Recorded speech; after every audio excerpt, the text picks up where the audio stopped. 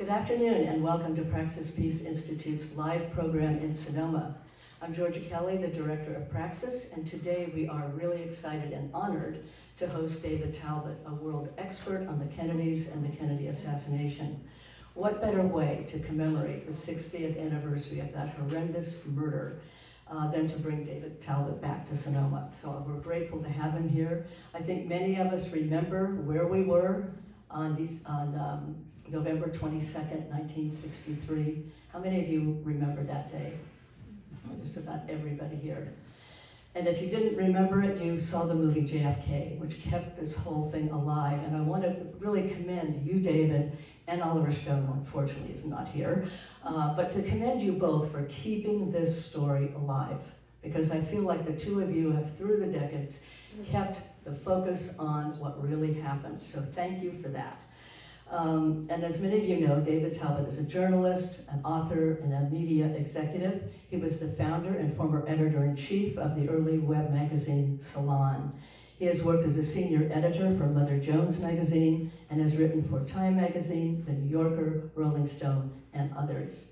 In recent years, Talbot has become famous for his books on political themes. He has written about the Kennedy assassination and other areas that he calls our hidden history.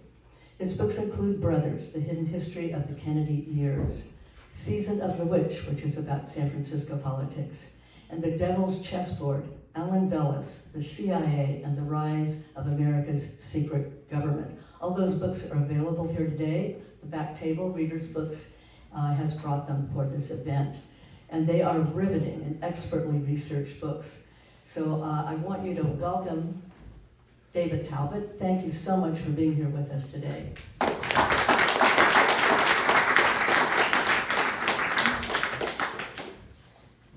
Yeah, you might want to take it off or get close to it. Can you take it off? It is, that one is wireless. Oh, okay. Yeah, because you'll need to be close to it in order for it to work with the recording. So the first question I'm going to ask you deals with Lee Harvey Oswald. You know, he's the one that we've been told he was the lone assassin. Of course, I don't think anyone in this room believes that, but that has been the major story, the media point of view, the government's point of view, and they haven't wavered on it until maybe it's just starting to crack a little bit. And so I want you to begin by telling us, who was Lee Harvey Oswald? What was his role in this drama?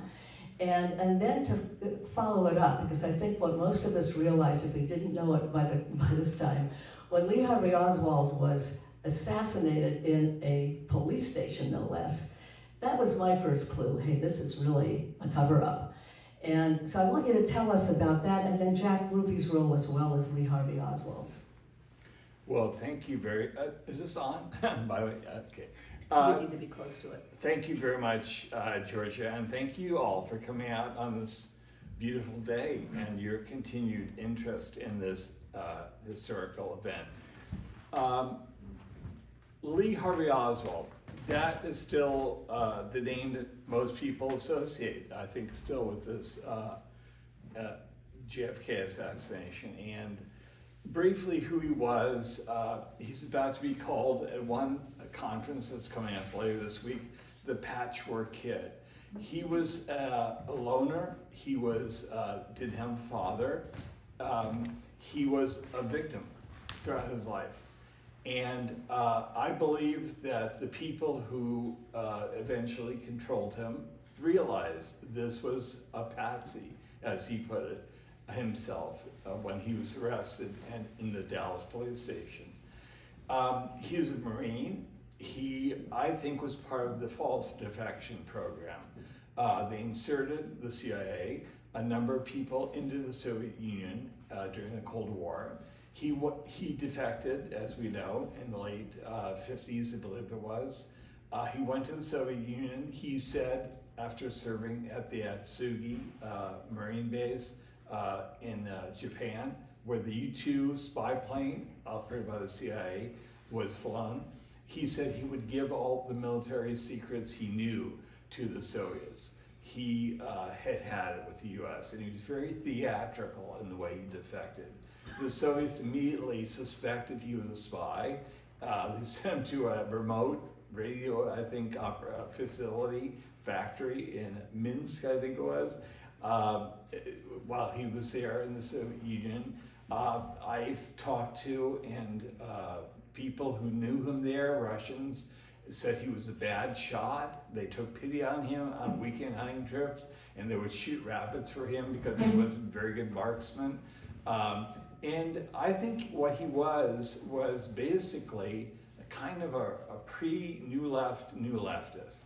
He was interested in the Soviet system, he was interested in communism, but he was very patriotic at the same time.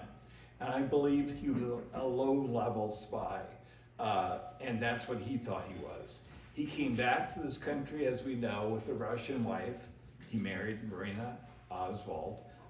He was not harassed by the authorities in this country at the height of the Cold War. In fact, he came back to this country with a loan from the State Department.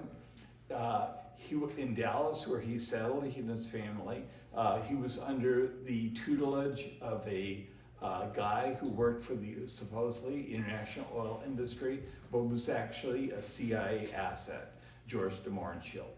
He later wrote a memoir near the end of his life to Mohrenschildt saying that Oswald was indeed a patsy, that he felt guilty for framing him during the Warren Commission hearings later to Mohrenschildt.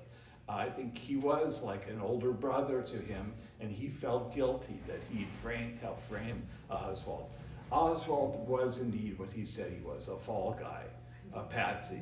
And I believe he was supposed to be killed and shot as he came out of the book depository that day. He eluded that, we know, and he was arrested, and he was silenced forever by Jack Ruby. Now, who was Jack Ruby? Jack Ruby, as I wrote in my book, Brothers, was when they looked at who he was calling, his phone logs in the days before he killed Oswald. It read to Frank Mankiewicz, who served Robert Kennedy as senator, as like the Senate Rackets Committee witnesses that Bobby had called. In other words, they were all mafia figures. Jack Ruby was given an offer he couldn't refuse. They said, kill Oswald or else. He was a nightclub operator, he was a trigger man for the mafia, he was a low-level mafia errand boy. That's who was given the assignment to silence Oswald, because Oswald had made one phone call from the police station in Dallas when he was held in custody. He said basically his intelligence cut out, and he was going, what the fuck? I've been set up. He knew he was set up, and that's why he told the press he was a patsy. That sealed his fate later, a CIA guy told me, who I quoted in the book. When Oswald knew he was framed and set up and called his CIA cutout, that sealed his fate.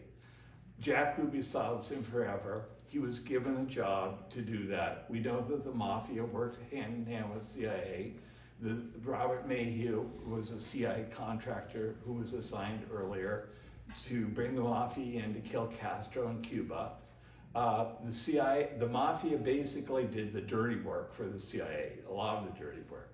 And that's what Jack Ruby was, and that's who Lee Harvey Oswald was. Great, thank you, David. Next, I wanted to ask you about a misconception that's happened about JFK and his politics, because many on the left believe that he was a warmonger, was out to expand the war in Vietnam and put the screws tighter on Cuba. And this, I think we've had enough information since then to know this isn't quite the way it was, and I'd like you to explain how JFK's thinking about Vietnam and Cuba evolved. Well, I'm glad you asked this question, because as a lifelong leftist, it drives me crazy that some of the leading intellectual lights of the left, including Noam Chomsky, Howard Zinn, investigative journalist Seymour Hersh, who wrote The Dark Side of Camelot, and others have gotten this very, very dead wrong. JFK was killed for a reason. He wanted to end the Cold War. That's why they killed him. It was a huge, huge racket, the military-industrial complex. and still is. Billions of dollars were made from this. JFK was blocking them every way possible. I interviewed Robert McNamara, his Secretary of Defense. I interviewed people who were close to him, who worked in his administration, including Ted Sorensen, Arthur Schlesinger, everyone who was alive at that point. They all, including McNamara, said that he intended to withdraw all troops when he was safely reelected after '64 from Vietnam. He also had opened back channels to Castro in Havana. He'd opened back channels, peace channels, to Khrushchev in Moscow. Ted Sorensen, his speechwriter, who wrote such beautiful poetic words for him, told me that and Ted Kennedy, his younger brother, told me that one of the things that motivated JFK to run for the White House in 1960 was he was deathly afraid as a kid, a sickly kid, who'd read a lot of history, that the US and the world powers, the Soviet Union, would stumble into another Holocaust like World War I. Only this time, a nuclear Holocaust, which would be even more catastrophic. So that's what motivated him to run for the presidency, one of the main factors. He was, I think, particularly after the Cuban Missile Crisis in 1962, really determined to establish détente with the Soviet Union and with Castro in Cuba, which was, as you know, one of the Cold War hotspots at the time. His peace speech that he gave in June 1963, if you haven't read it, it's online, you can access it easily. It's remarkable. June 1963 at American University, Kennedy asked us all to empathize with our enemy. No president has ever done that in history. Asked us at the height of the Cold War to empathize with the Russian people. Said we all breathe the same air, we all cherish our children, and we all live on the same small planet together, and we have to learn to live together. Imagine if a president said that about the Palestinians, about Islamic militants today. How remarkable that would be. So Kennedy, I think, was ahead of his time in many, many ways. And he did intend, I think, to wind down the Cold War, to withdraw troops from Vietnam, to establish détente with Khrushchev and Castro, and this alarmed the hell out of the hardliners in the national security establishment. They couldn't believe this guy. They thought he was weak, he was a coward, he was a traitor. They were determined to remove him from power, and they did. Okay, now we're going to get to the next cover-up, or piece of cover-up that I think a lot of us were alerted by, and that was the Warren Commission. We had two rush to judgments. One was the immediate arrest and then killing of Oswald, and then the next was the Warren Commission that was also a cover-up, as you talked about in your book. So I'd like you to talk a little bit about the Warren Commission. Who was in charge of it? Why did it move the way it did? And why has it been so accepted? Well, you're right, that was a big part of the cover-up. And to this day, of course, the corporate media, the mainstream media, remains wedded in large part to the Warren report, even though a subsequent investigation, the House Assassinations Committee in the late 70s, in 1979, found that Kennedy was the victim of, quote, a conspiracy. But yes, the Warren report was based on the idea that a single assassin, a lone gunman, Lee Harvey Oswald, had killed the president with a magic bullet that caused 7 exit and entry wounds in Texas Governor Connally as well as the president. It was absurd to begin with, and now we know how absurd it was. A Secret Service agent named Paul Landis has said recently in his book, False Witness, that he discovered the so-called magic bullet in the limousine. It was undercharged, this bullet. It slightly penetrated President Kennedy's back and then fell out at some point when he was being taken out to the hospital, probably. He removed the bullet from the back seat of the limousine and put it on the hospital stretcher, where it was later discovered as the magic bullet that had done all this damage to President Kennedy and John Connally. Ridiculous. And Paul Landis's, I think, revelation shows how ridiculous it was. The Warren Commission was actually run in large part by Allen Dulles, Now, who was Allen Dulles? He's a subject of my book, The Devil's Chessboard. Allen Dulles should go down in infamy more than the name Lee Harvey Oswald, who was a victim of Patsy, as one of the architects of this terrible crime against not only the Kennedys, but against America and against American democracy. Allen Dulles was the head of the CIA during the Cold War, was largely responsible for the CIA, had a very aggressive sense of what the CIA should do: overthrow people, kill people, anyone who stood in America's way, the way he saw it. He brought his killing team home to kill, I think, JFK. William Harvey was the head of the CIA assassinations, and he was brought from Rome, where he was supposedly the Rome station chief, to oversee the killing of Kennedy. That's what I believe.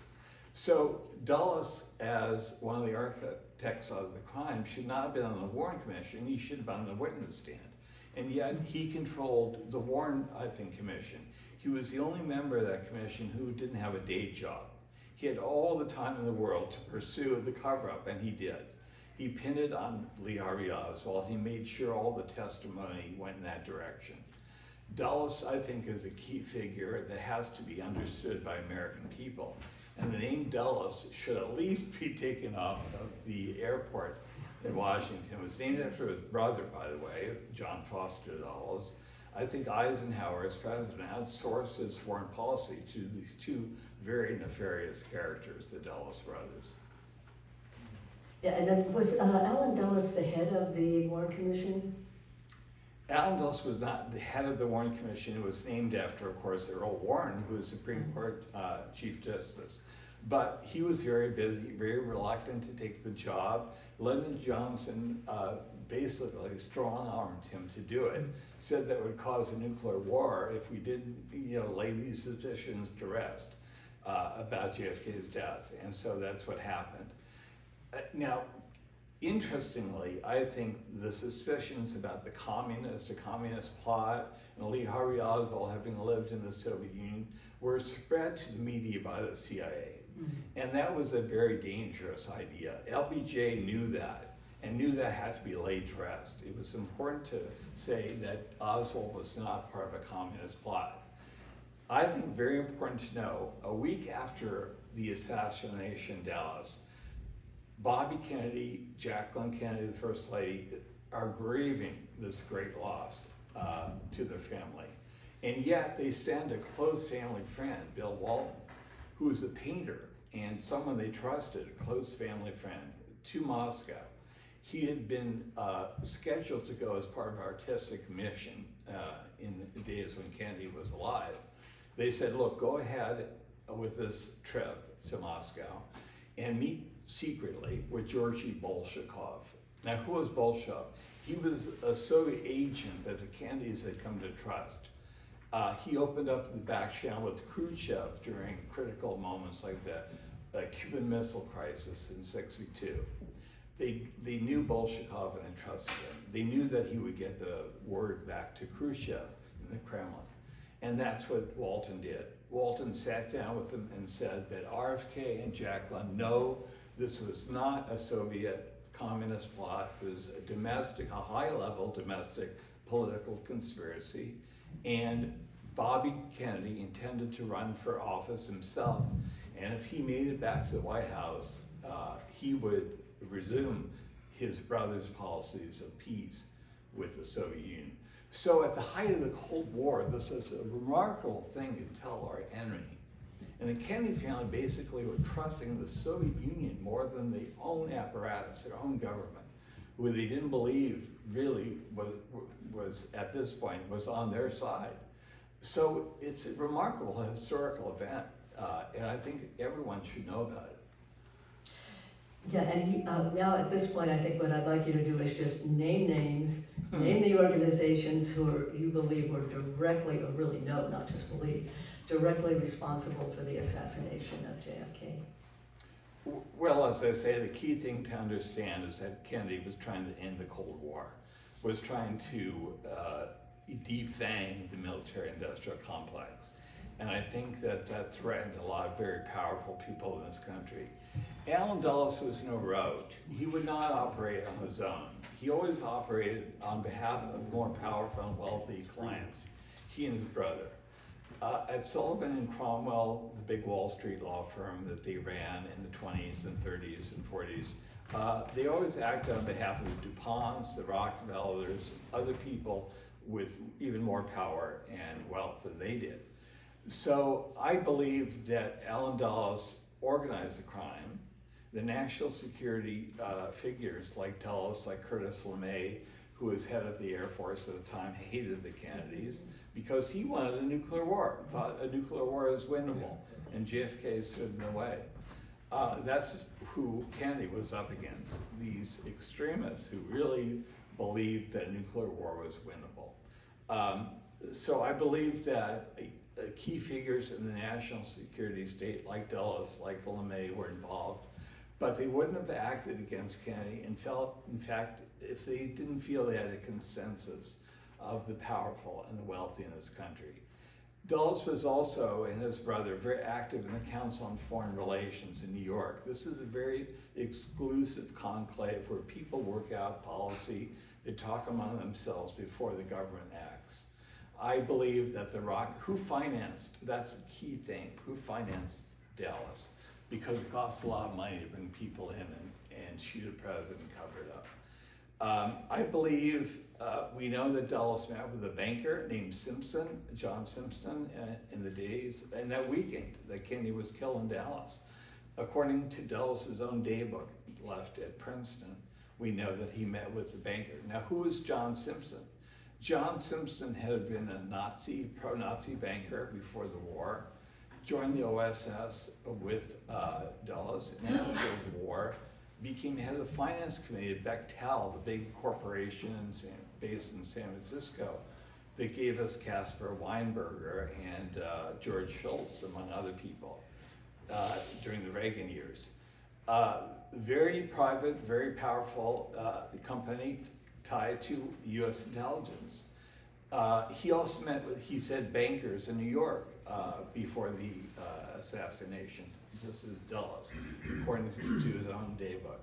So I believe that wealthy people who felt that JFK was anti-business, anti-corporate, was hurting the oil industry, was hurting the steel industry, also backed the assassination. So I don't think Dulles and national security state would have moved against the president unless they felt they had the backing of very powerful interests in this country, which they did. Great. There are two things I wanted to ask you. Maybe we can do this one quickly, and then the other ones can take a little more time. But I wanted to talk about the Freedom of Information papers that should have been released. You mentioned that in, I think it was 1992, there was a law passed that more of the papers were supposed to be released, and they have not been, and they're still sitting on so many documents that have not been released about the assassination. But not only not released, when they are released, there's a lot of redactions in them so that you can't read what really happened. And then what I'm also worried about is, what if they decide to destroy them before they're let out? What do you think is? Well, that's a key question in the cover-up, the role of the government to today. So you're right, as a result of the Oliver Stone movie in 1991, JFK, there was a huge public outcry because at the end of the movie, those of you who've seen it recall, there was a trailer that said that the government was still withholding thousands of classified documents. As a result of the public outcry, Congress passed what is called the 1992 JFK Records Collection Act. And under this bill, under this law, thousands of pages related to the JFK's presidency and his assassination were to be released.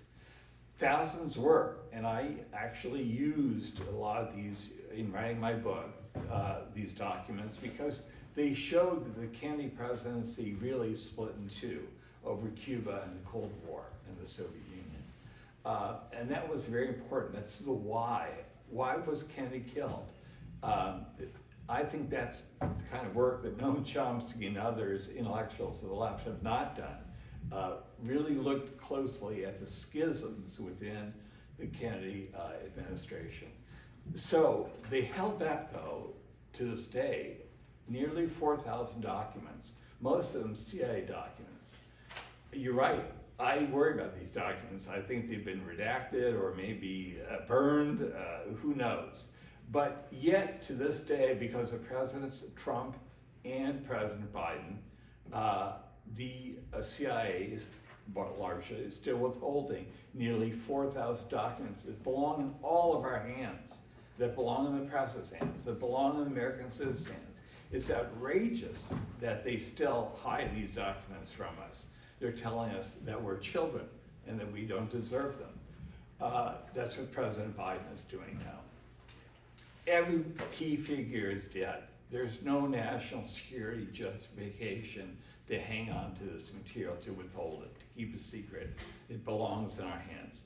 So yes, it's an outrageous violation, and Oliver Stone was the hero to get the ball rolling.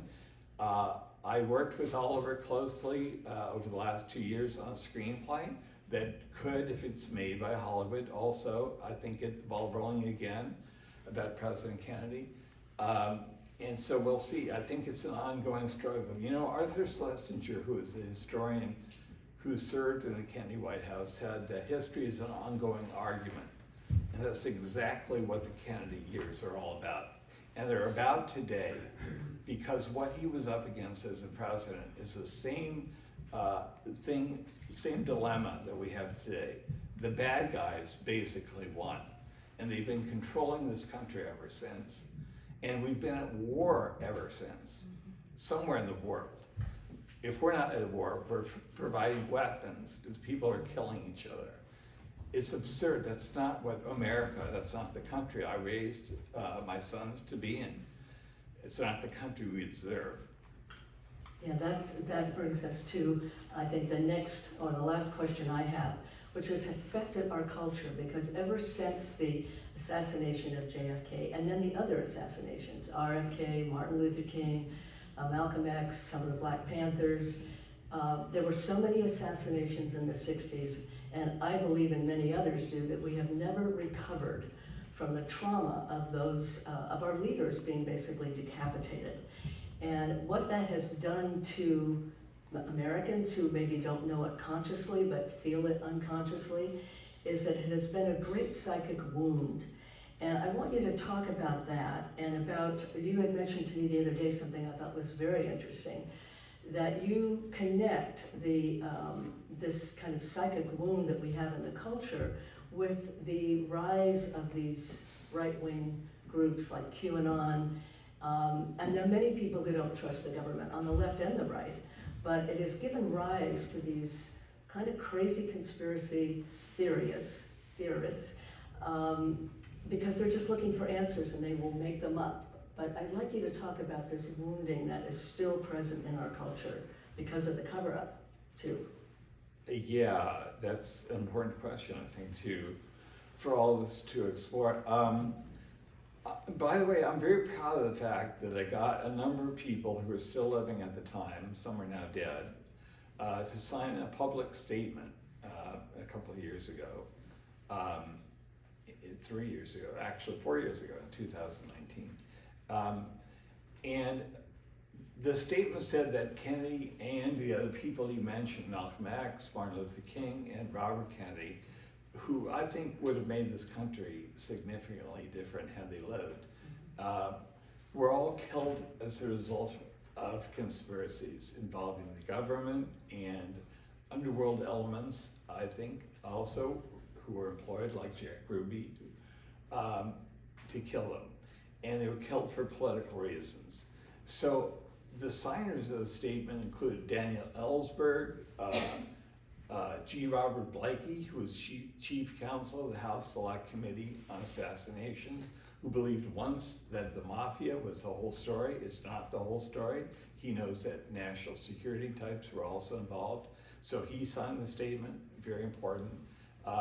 And Robert McClellan, the surgeon, one of the surgeons who worked on the mortally wounded JFK at Parkland Memorial Hospital, also signed it because he saw with his own eyes that he'd been shot from the front and the back. And he saw the bullet wounds in the president, and he knew the truth. So a number of prominent citizens signed the statement. I'm very, very glad.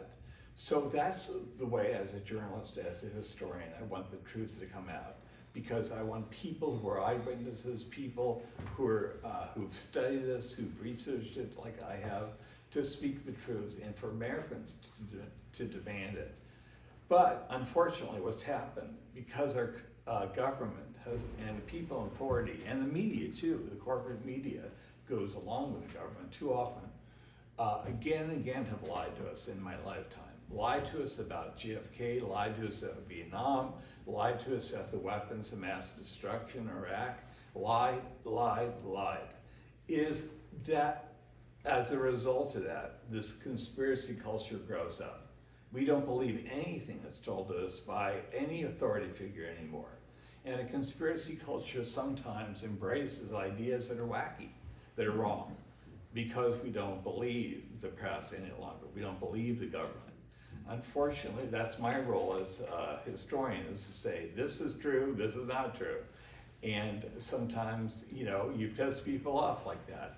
But you're right, this feeble conspiracy culture has grown up now because I think we've been lied to so often in this country, and I can understand it.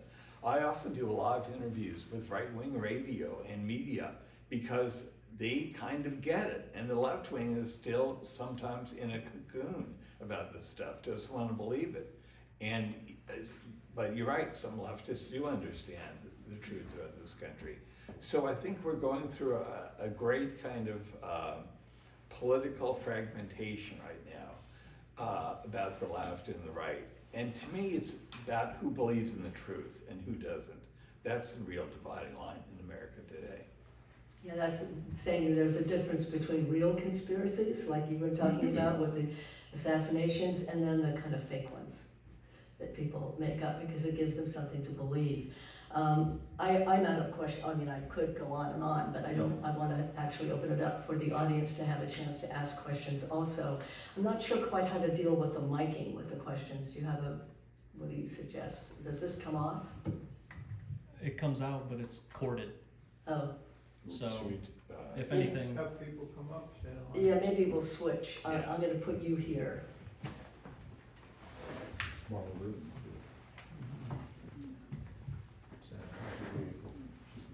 If you want to sit over here, because then you'll be closer to the mic.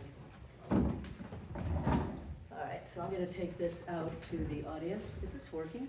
Mm-hmm. Okay, it just seems it's just not as quiet. loud as the other one. Yeah, the other one's very loud. So anyone who wants to come up, Ben?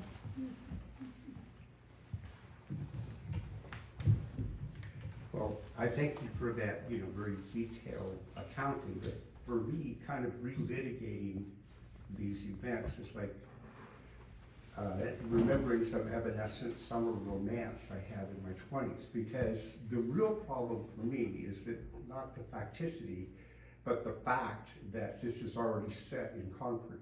We've already developed a political culture around the fact that there's a basic lack of trust in our, fundamental institutions. And, to the best of my understanding from reading your books is that the unease of the deep state with Kennedy was that he, basically when he became president, he said, who are these guys who tell me how it's going to be? And it seems like Kennedy was the last one to test the theory of who's the dominant power here, the deep state or the executive. And no one has tried it since. So, to me, I think the real issue is how do we contain this deep state, which seems to be addicted to war? Yeah, I think that's true to a large extent. I do think that presidents are up against forces of power that are more powerful than they are. And I think every president who's honest admits that.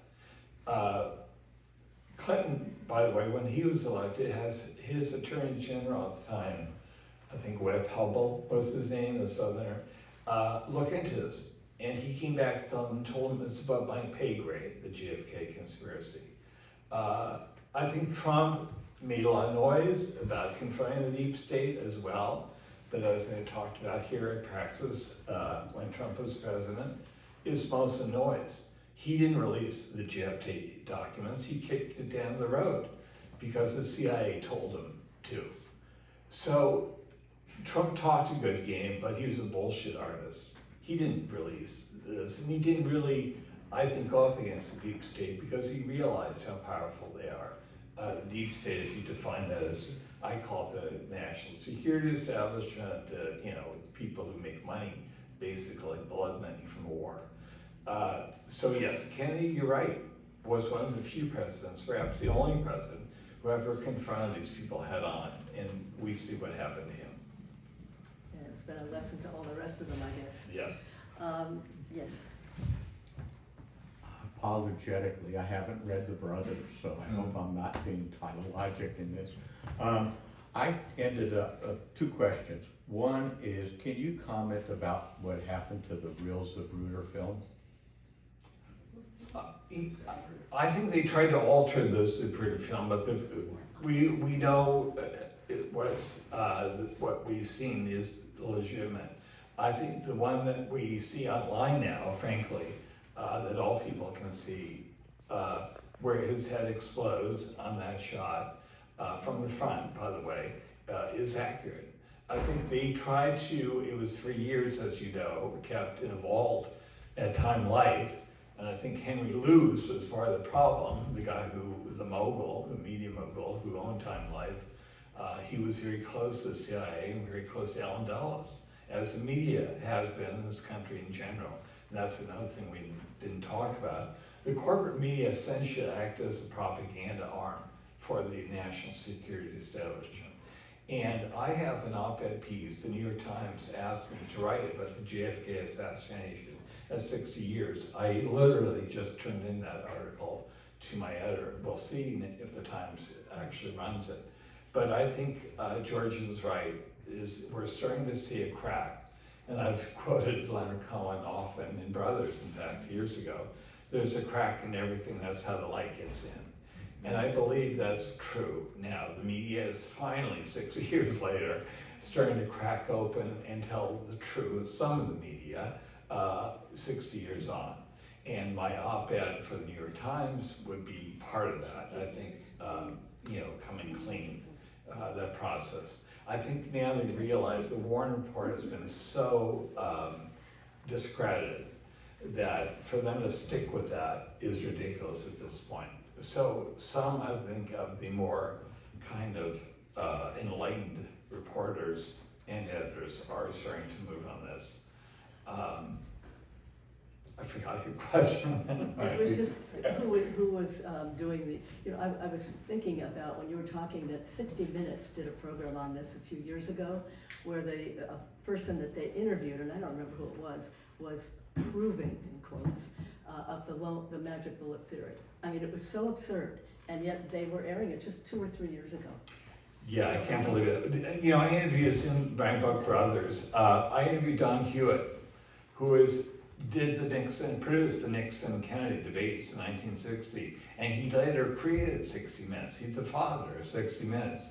I interviewed him, I think, in 2004. It was the year after he stepped down, finally, as the head of 60 Minutes. Don Hewitt knew the truth. He said, quote, and I quote this in my op-ed piece for the Times, disgruntled CIA types killed Kennedy. They all knew that. I did the same with Ben Bradley, the iconic editor of the executive editor of the Washington Post. At the time I interviewed him, he was emeritus. He had a little office at the Washington Post still.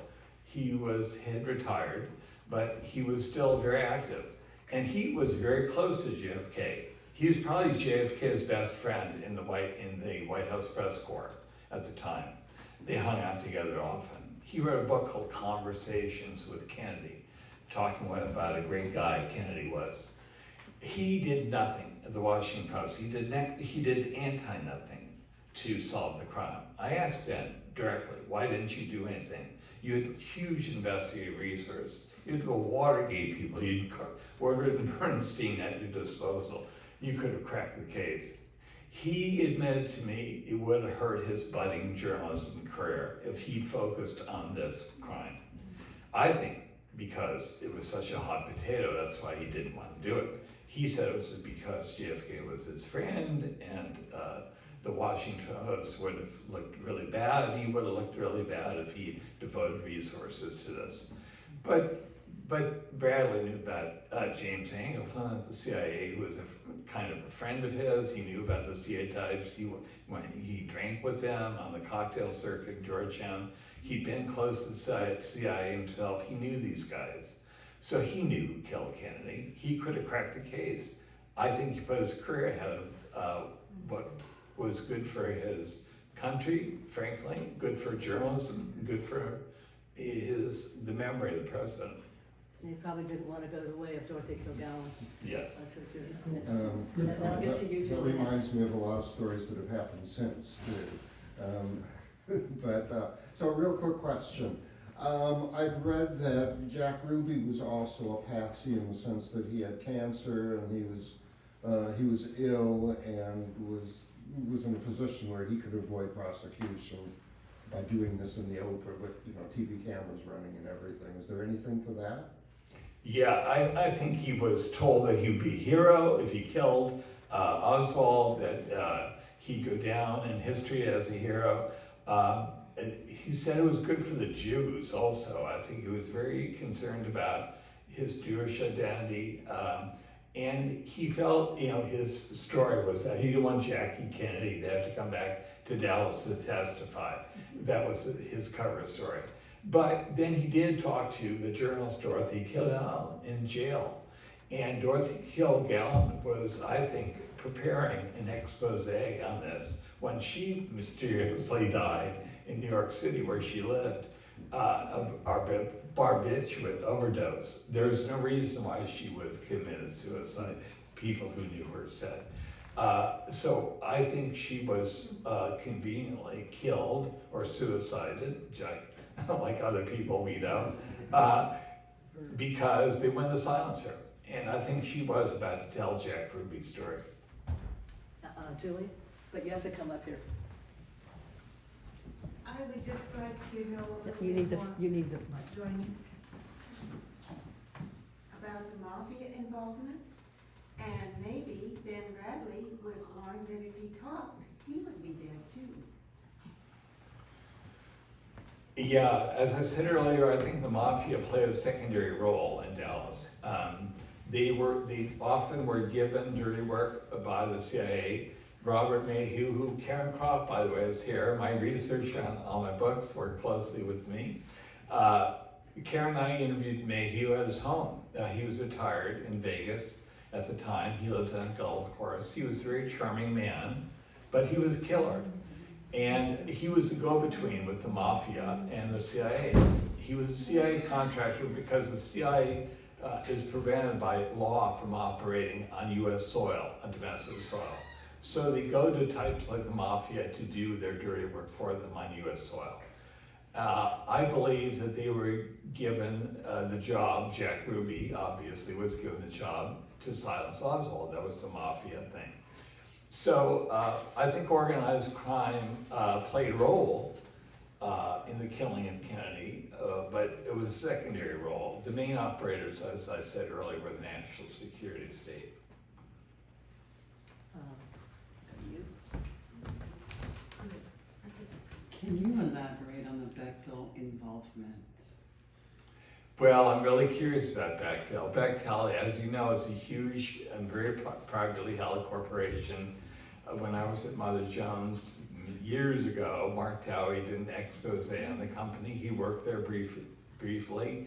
The great investigative journalist, my colleague Mark Dowie. And so frankly, this area has to be looked at a lot more. Who financed Dallas? Who financed the hit? and the cover-up on Kennedy. It couldn't be official, obviously. It couldn't be on the books, the CIA, the Defense Department. It had to be done, I think a black bag operation had to be done privately. So that money came from somewhere. And we know that Dulles, according to his own daybook, met with bankers ahead of time, and he met with this guy Simpson from Bechtel, who was essentially the bagman for Bechtel. That weekend that Kennedy was killed, Dulles, according to his daybook, went to something called Camp Peary, the farm, as it's known. It's a CIA facility in Virginia, in the countryside. That's a very top secret facility. Now, why the hell was someone fired 2 years before by JFK from the CIA after the Bay of Pigs disaster? Why the hell was he going to a remote CIA facility? And why was he having dinner with a major banker that weekend? So these are the kind of questions I think we should drill down on as historians and journalists. Who paid for Dallas? Good question. Okay, we're probably going to do just 2 more questions. Yeah, you've had your hand up a while. Okay.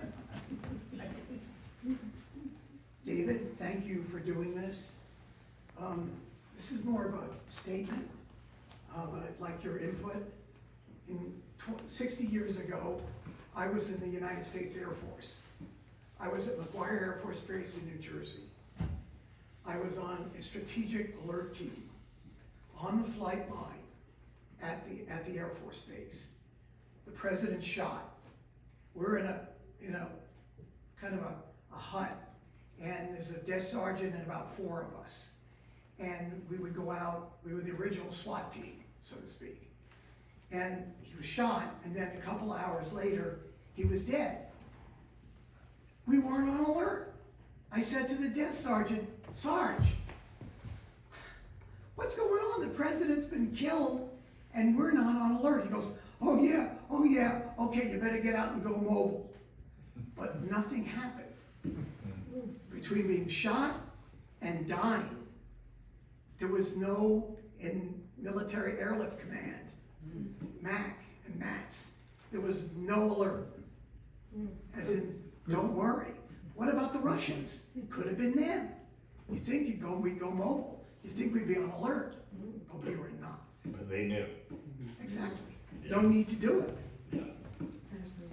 Wow. Interesting story. Okay, First Testament, did you want to comment on that? Well, look, I believe that one plan they had in mind was to trigger a war, an invasion of Cuba, an all-out invasion. Lyndon Johnson, to his credit, knew that would provoke probably another nuclear crisis, knew that, didn't know for sure who had taken over the government and whether he was going to be eliminated. I believe that the people who think Lyndon Johnson was high up in the plot, ran the plot, are really mistaken, don't understand the chain of command. Lyndon Johnson benefited, as we know, enormously from the assassination and probably knew about it in advance, but was not a key plotter. He was a physical coward, among other things. They found him on the plane in Dallas, cowering in the bathroom on the plane because he was afraid they were coming for him next. He later told his assistant, Bill Moyers, a young guy from Texas, who we all know, "What's going on in your mind, Mr. President?" And I stared at the window of Air Force One was flying back to Washington from Dallas. He said to him, LBJ said, "I wonder when the missiles are going to start to fly." So he thought that the assassination of President Kennedy was a pretext for a war. War with Cuba, possibly with the Soviet Union. I think one of the great things that Lyndon Johnson did was to head off that nuclear confrontation or the invasion, all-out invasion of Cuba after he became president. So I think he deserves credit for that. I think the Warren Commission, as fucked up as it was, as full of lies and deception it was, actually did that. Prevented us from going to war with the Soviet Union and Cuba. Over here. Hello, is this on? Yeah. Oh, can you hear me? Yeah. Oh, good. I was in the Navy, 1960 to 64, and I was stationed in Washington, D.C. I was a guard for President Kennedy. And I met him and talked to him. And when he was in Dallas, the only time we never got orders to defend the president, surround the president, because that's what we did. We walked 20 sailors with rifles and bayonets, walked around the president's car when he was in public. That's what I did. And the only time we never got orders, we were ordered to stand down, was when he was in Dallas. After that, I got orders to be part of the invasion of Cuba during the missile crisis thing. And Kennedy saved my life by stopping the invasion of Cuba. So a lot of that is connected. And my question would be, do you know that in the safe at the Watergate, what was in the safe at the Watergate, according to this book I've read, there were 20 pictures of the E. Howard Hunt, Frank Sturgis, and the other assassins that were arrested in Dallas, Texas, were in the Watergate safe, and that's why they were burglarizing the Watergate safe. Have you ever read that, heard that? Thank you for that, and thank you for your memories. I think this is the last generation that actually will have some personal knowledge of this president and what happened in Dallas. Between Dallas and Watergate, that's been studied to a large extent. And Hunt is the figure, I think, one of the figures who ties together the two. E. Howard Hunt was, I think, one of the main suspects who took part in the JFK assassination. As you know, he was probably in Dallas at that time. And also, he ran the burglars at Watergate.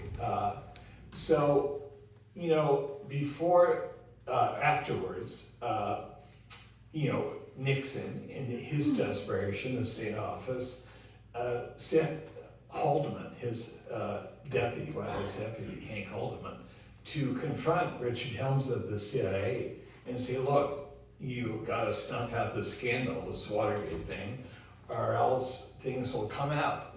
And Helms wanted to know, like what?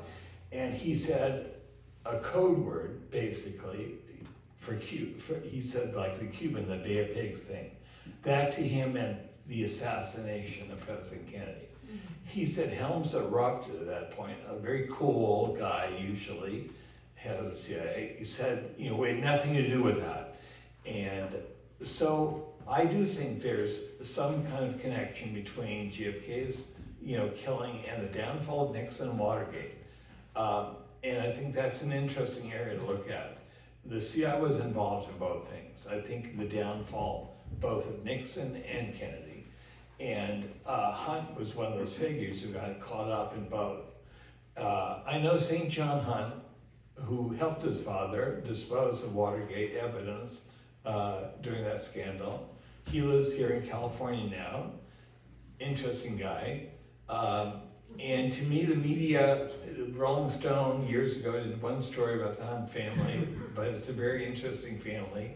Near the end of his life, Hunt actually confessed, partly, to his role in the assassination. And that is in my book and in this Rolling Stone article, I think, as well. So I do think that there was a, quote, limited hangout. I think some of the CIA figures did begin to talk at the end of their lives. Some were, I think, guilty and were confessing. James Angleton, the head of counterintelligence for the CIA, who I believe created the legend of Lee Harvey Oswald as a communist agent. I think Angleton was dying of cancer at the time, told a journalist, we're all going to hell. He and Dulles and Helms. And I think he was a good Catholic, Angleton. Karen and I interviewed his daughter, Sierra Hari, in Arizona, or in New Mexico rather. I believe as a good Catholic, he was confessing when he said they would go to hell, and they will go to hell, if you believe in that. You might not. Yeah, you can do the last one because you had one before. This is just a comment, but I ended up training in Texas, and the pathologist and also the surgeon in the emergency room at Parkland, they both told me the bullet went in the front and came out the back, and that Kennedy had left Dallas in a bag with the bullet wounds front to back, and he arrived in a bronze casket in Bethesda, and the bones had been rearranged. And also the naval commander who did the official autopsy resigned his commission because he had to hide 3 facts, including why Kennedy actually had back pain his whole life. Yeah. I think that's true. I think the medical team that worked on President Kennedy in Dallas saw with their own eyes that there was a conspiracy, that he was hit from front and behind by bullets, and that the fatal shot to his head was from the front. So I do believe the body was altered. That second autopsy, or the only autopsy in Bethesda, was purposely mangled. I think they were not experienced, those doctors who worked on them, and they were under the control, as Oliver showed in JFK, of the military, of people like Curtis LeMay the whole time, who were in the operating room when the president's body was being autopsied. That's outrageous. So yes, that was for political reasons. I think the autopsy was carried on under the strict supervision of the military. I want to thank, first of all, the 2 people who actually were involved in some way, those of you who are in the military. It's really interesting to hear your stories as well, and to come forth and do that, because I think that adds to your information as well. And I really want to thank you, David, for being with us today and shedding all this information over us, because I think a lot of us have never believed, or at least haven't for many decades, believed the lone assassin story. So now what we're going to do, I'm going to take David to the back table, and those of you who got books and haven't had them signed yet or want to get them now. Why they bring them up there? Oh, actually, that might be better, yes. Buy the books there and then bring them up here, yes, and we can stop the recording.